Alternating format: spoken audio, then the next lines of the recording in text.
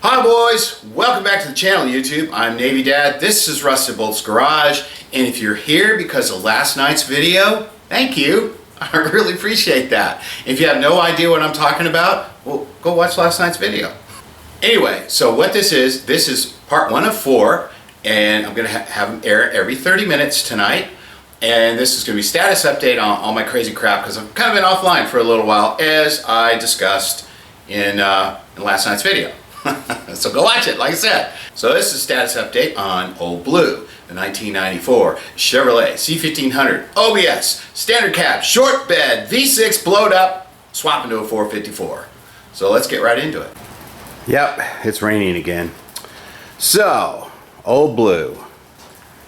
I know, look at all this crap. I just stacked up all the parts and everything on top of it. But isn't that always how it goes when you're working on a project car? I mean, come on. Y'all have a project car in your garage, in your barn, in your shop that looks like that. I know you do.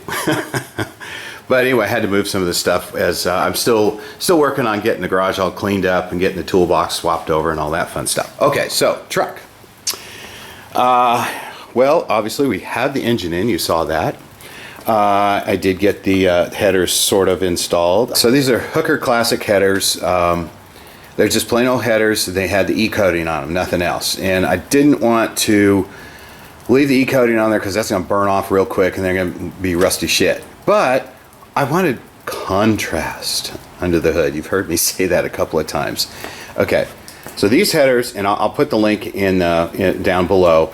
These are Gen 4, 5, and 6 Hooker Classic big block headers. These are actually pretty inexpensive for big block headers. And they're hookers, so you know you can't really go wrong there. So they're not ceramic coated, they're not powder coated, none of that crap. I couldn't afford to do that. So I thought, okay, well, when I get the the E-coated headers back, I'll just I'll sandblast them with my little Harbor Freight sandblaster, and then seal them up with VHT, and they should be good to go. Well, this stuff is hard as hell to get off. Yeah, the E-coating. I mean, it burns off like in 10 minutes, right? But I used 2 different kinds of paint stripper.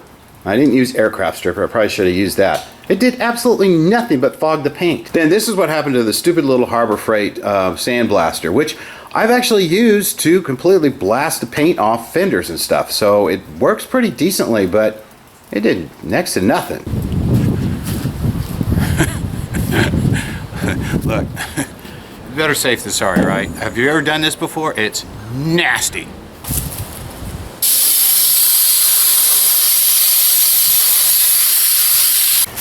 So this is crazy. That's all my cheap shit little Harbor Freight useless sandblaster did to the E-coating. Well, it's starting to get dark. This is what I used. VHT flat aluminum primer, and then their satin clear coat.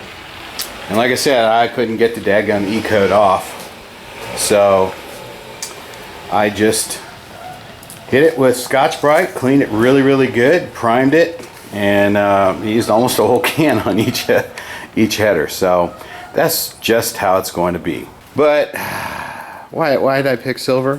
Why did I do that? Oh, I wanted contrast. That's right, I wanted contrast under the hood. Well, you can probably see it from there, but there is manipulation required to get this, at least this side installed. Now the other side, it just slides right in, but of course it's all frickin' scratched up too. So I'll have to do some touch up. So note to self, forego the contrast and just paint the daggum things black. Okay, so here's where we stand on the wiring harness. Now, am I making this a little more complicated than it needs to be?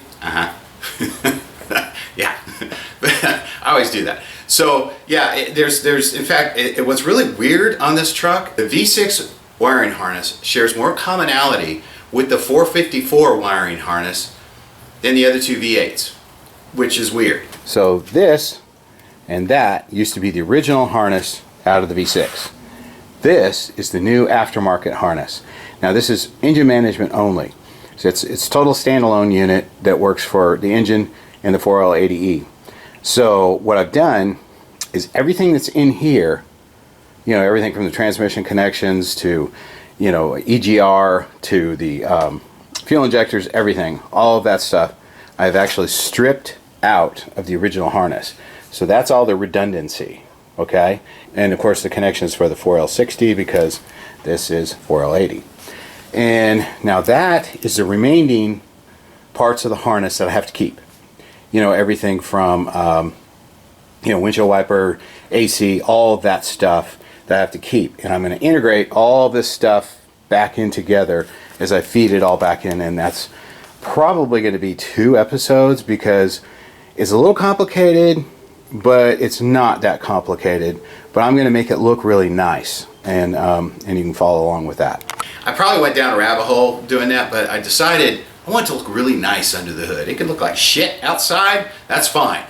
But under the hood, I want it to look pretty. Okay, yeah, so some work's been done, we're getting there and that kind of thing. But I'm gonna have to push this truck back just a little bit further because of the next video, the 1970 Chevelle, and you'll see why. And I've got to get that thing done out of the way, like I said. So, all right, stay tuned at the bottom of the hour for the next video. Much appreciated.